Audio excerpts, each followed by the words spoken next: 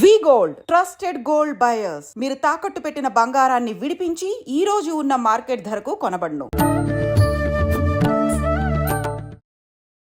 నమస్కారం, welcome to I dream. ధర్మ మార్గం విత్ విజిత కార్యక్రమానికి స్వాగతం.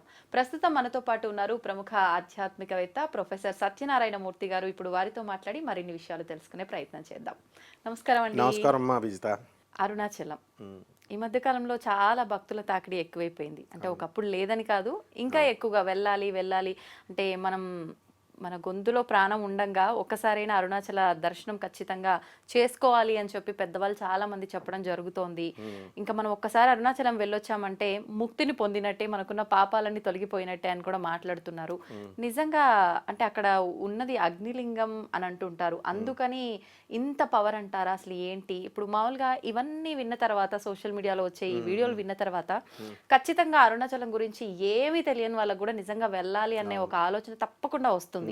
ఇప్పుడు నేను వెళ్ళాలనుకుంటున్నాను, నాకు నిజంగా అక్కడ వెళ్ళిన తర్వాత ఏదో వీళ్ళందరూ చెప్తున్నారు వెళ్ళాలనుకుంటున్నా, ఎక్కడి నుంచి ఎలా వెళ్ళాలి? అక్కడ వెళ్ళిన తర్వాత ముందు ఆలయం అనగానే కొన్ని నియమాలు నిబంధనలు ఉంటాయి. ముందుగా ఎవరిని దర్శించుకోవాలి, అక్కడ వెళ్ళిన తర్వాత ఏం చేయాలి, ఒక్కొక్క ఆలయానికి ఒక విశిష్టత ఉంటుంది, దాని ప్రకారమే మనం ఫాలో అవ్వాలి. అవన్నీ కూడా తెలియజేయండి. ఇంకొకటి గిరి ప్రదక్షిణ చాలా ప్రధానం అంటారు అక్కడ, దాని గురించి. ఎగ్జాక్ట్లీ. మనకి అరుణాచలము అంటే అరుణము అని అనగానే ఆ పదంలోనే ఉంది. అరుణుడు అంటే ఫైర్, సూర్య భగవానుడు. Burning fire ball is called sun. So అగ్నిస్తంభన లింగం అంటే పరమేశ్వరుడు, బ్రహ్మ, విష్ణువు ఇద్దరు కూడా నేను గొప్పవాణ్ణి అని వాళ్ళిద్దరికి ఒక ఆర్గ్యుమెంట్ వస్తుంది. ఆర్గ్యుమెంట్ వచ్చినప్పుడు కొన్నాళ్ళు వాళ్ళు కొట్టుకుంటున్న తర్వాత ఒక అగ్ని తేజస్సుతో కూడినటువంటి పెద్ద శివలింగం వస్తుంది, తేజస్సు వస్తుంది శివలింగ రూపంలో. దాని టాప్ ఏమో దాని అంతం తెలీదు, బాటమ్ తెలీదు. అప్పుడు ఈయన ఏం చేస్తాడంటే, ఓకే మీరు వెళ్ళి అంతము ఆది చూసిరండి అని అంటే వీళ్ళిద్దరూ కూడా ఫెయిల్ అవుతారు. అయితే జెన్యున్గా శ్రీ మహావిష్ణువు వచ్చి నేను ఫెయిల్ అయిపోయానని ఒప్పుకుంటాడు. అందువల్ల నీకు పూజలు ఉన్నాయి కలియుగంలో అన్నారు. ఆ తర్వాత ఆయన మాత్రమో, బ్రహ్మదేవుడు మాత్రం ఏమైనా సరే ఆధిపత్యం, నేను ఫాల్స్ ప్రెస్టేజ్కి వెళ్ళి అబద్ధం చెప్పిస్తాడు, మొగల పువ్వు చేత ఆవు చేత. ఆ కథ మనకు తెలిసింది. సో అప్పుడు శపిస్తాడు. అబద్ధం ఆడినందుకు ఆయన శిరస్సును కూడా ఖండింపజేసేసి సరస్వతీదేవిని ఇంకెప్పుడు అబద్ధాలు ఆడకుండా సామే వసతు జిహ్వాగ్రే బ్రహ్మరూప సరస్వతి అని తిష్టంతు, నువ్వు బ్రహ్మ యొక్క నాలుక పైనే నిలబడి ఉండు, సృష్టి కార్యాన్ని చెయ్యి అన్నారు.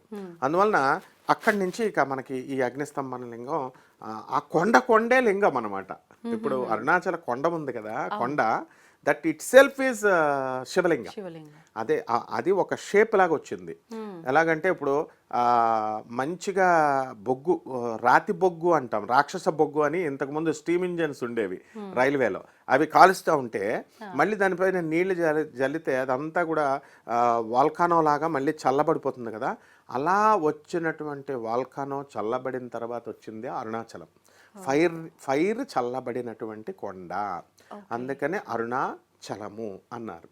అండ్ ఇక్కడ మనం అన్నట్టుగా అగ్నికి ఉన్నటువంటి గొప్పతనం ఏంటంటే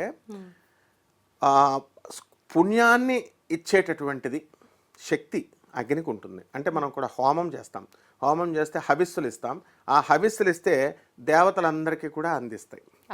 అంటే అవి అప్పుడు పుణ్యాన్ని ఆర్జించి పెడతాయి. అలాగే పాపాన్ని పోగొట్టే శక్తి ఒక్క నీళ్ళకి అగ్నికే ఉంటుంది. అందువలన వీళ్ళకి పుణ్యం తెచ్చిపెడుతుంది, తర్వాత నెక్స్ట్ ఈ పాపాలను కూడా పోగొడుతుంది. అందువల్లనే సంస్కార అంటే జన్మల నుంచి వచ్చినటువంటి కర్మలు ఉంటాయి మనకి. డెత్, ఇప్పుడు మనకి బర్త్ ఉంది, పునర్జన్మ ఉంది అన్నది ఎగ్జాక్ట్లీ నేను ఇక్కడికిక్కడే నీకు లైవ్లో ఐ విల్ ప్రూవ్ ఇట్. వాళ్ళు చేయలేనిది పూర్వజన్మలో వాళ్ళు చేసింది మనం ఎందుకు చేస్తున్నామో, వాళ్ళ పురాణాలన్నీ నిజమో అన్నది నేను చెప్తాను. చూడండి, ఇప్పుడు అమెరికాలో ఉన్న వాళ్ళతో మనం ఇక్కడ ఫోన్లో మాట్లాడుతున్నామా అంటే మనము ఎన్ని వేల కిలోమీటర్ల దూరం ఉన్న వాళ్ళతో మాట్లాడుతున్నాం. అప్పుడు అర్జునుడు కృష్ణుడితోనూ లేకపోతే ధృతరాష్ట్రుడితోనూ ఎందుకు మాట్లాడలేడు? అక్కడే ఉన్నారు కదా, దూరం నుంచే మాట్లాడుతున్నాం కదా. మళ్ళీ రెండో విషయం, మనము వీడియో కాల్లో ఎన్నో వేల కిలోమీటర్లో లండన్లో ఉన్న వాళ్ళని చూస్తున్నాం కదా. అప్పుడు వాళ్ళు కూడా సంజయుడు కురుక్షేత్ర యుద్ధం ఎంతో దూరంలో, వేల కిలోమీటర్ల దూరంలో ఉన్నది అలా చూశాడు. అండ్ నెక్స్ట్ కృష్ణుడు ఇక్కడ అదృశ్యమైపోయాడు, వేరే చోట ప్రత్యక్షమయ్యాడు. దీనికి కాస్త మన వాళ్ళందరికీ కూడా ఏమిటిది అనే ఎంబరాసింగ్గా ఉంది అంటారు. No embarrassing. ఎందువల్లంటే మనం ఇక్కడ ఫ్లైట్ ఎక్కుతున్నాం, అక్కడ దిగుతున్నాం. ఒక రోజు 24 అవర్స్ డిస్టెన్స్ అనుకోపోనే, ఇక్కడ మాయమవుతున్నాం, 24 అవర్స్ తర్వాత అమెరికన్ ల్యాండ్ మీద మనం ల్యాండ్ అవుతున్నాం. అంటే మనం అదృశ్యం అవ్వట్లేదు కదా, ఒక పరికరాన్ని ఆధారంగా తీసుకున్నాం. మరి వాళ్ళు ఐ విల్ టెల్ యూ. అంటే డివైన్ అనేటటువంటిది లైట్ లాంటిది. ఇప్పుడు లైట్ ఆఫ్ చేస్తాము, ఆన్ చేస్తాము.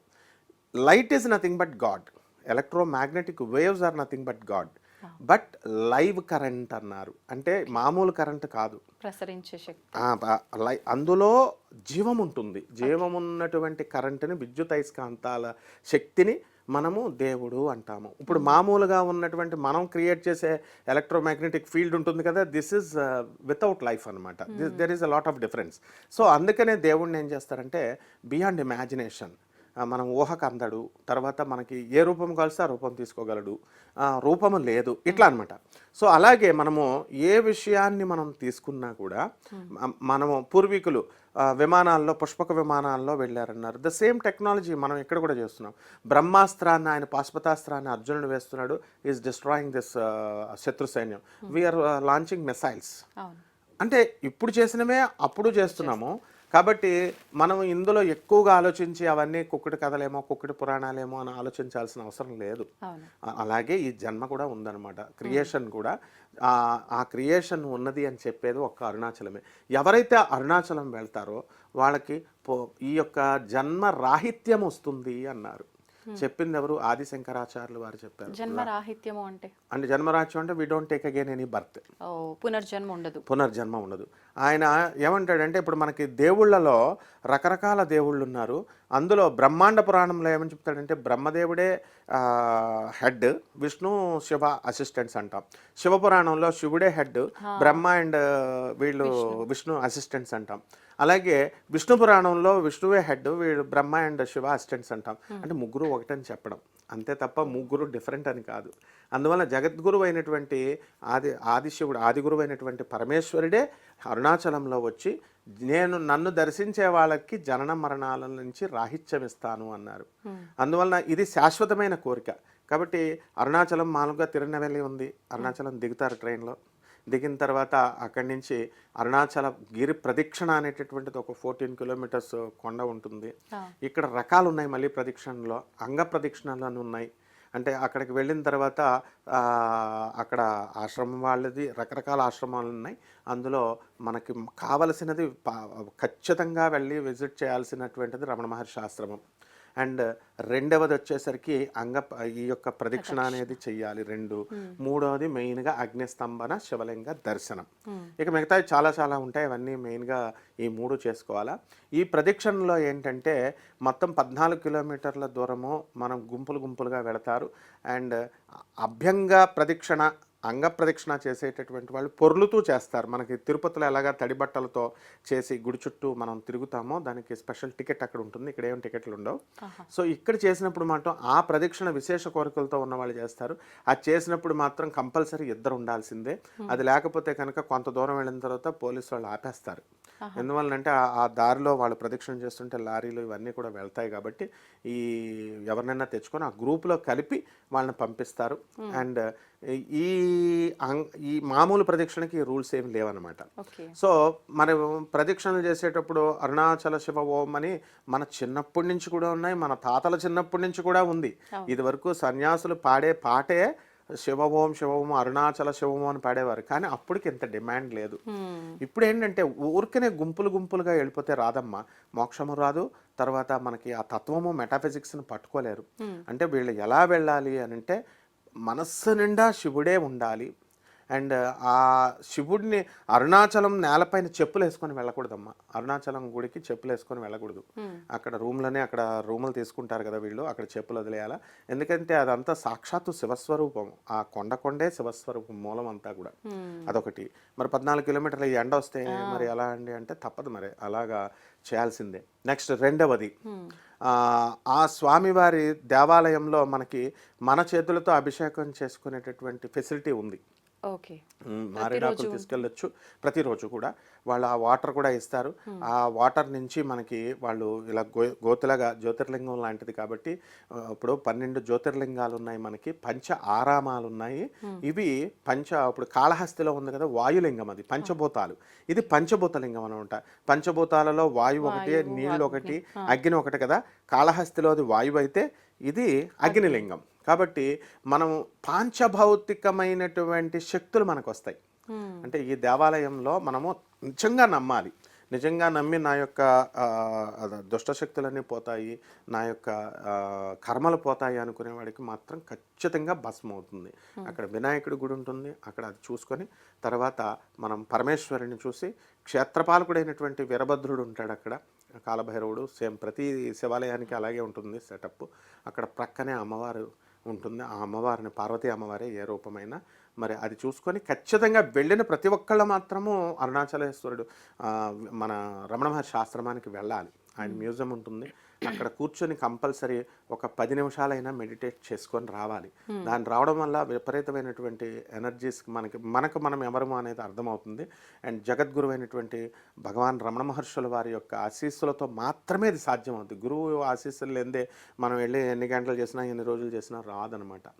So he will activate our glands and all. And it is మనము కేవలము గురువు యొక్క కృప. అది అక్కడ ఉన్నది ఆ క్షేత్రం ఏంటంటే, ఆది గురువు పరమేశ్వరుడు, ఆయన కొడుకు సుబ్రహ్మణ్యేశ్వర స్వామి, ఆ సుబ్రహ్మణ్యేశ్వర స్వామి అవతారమే రమణ మహర్షి. ఆయన చదువుకోలేదు, అయినప్పటికీ కూడా అష్టావక్ర మహర్షి అంటాము. అష్టావక్రుడని గొప్ప ఋషి ఆయన. ఆయన నడక కూడా మనం రమణ మహర్షుల వారిని చూస్తే ఆయన హ్యాండిక్యాప్డ్ లాగా పాపం నడుస్తారు అప్పుడు, అంటే దొడ్డి కాళ్ళతో నడుస్తున్నట్టు, సుందర రూపం కాదు. అయినప్పటికీ కూడా ఆయన జగత్తుకంతటికి కూడా అత్యంత సుందరమైనటువంటి మెడిటేషన్ ప్రాసెస్ని ఇచ్చారు. దీన్ని రాజాది రాజయోగంగా ఇప్పుడు ప్రపంచమంతా పాటిస్తుంది. కాబట్టి గుంపులుగా మన గురువులు చెప్పినట్టుగా వీళ్ళు గుంపులుగా లారీలు వేసుకొని వెళ్ళిపోయే దాన్ని అంతటిని అట్లా పాడు చేయకండి, భక్తి భావనతో వెళ్ళండి, ఖచ్చితంగా అవుతుంది అన్నారు. కాబట్టి ఖచ్చితంగా వీళ్ళు వెళ్ళినటువంటి వాళ్ళకి మోక్షం గ్యారంటీ. ఈ 3 చూసొస్తే చాలు, ఈ 3 మాత్రం చేయాలి. ఆ ప్రయాణం అనేటటువంటి దాంట్లో ఏ కష్టాలు లేవు.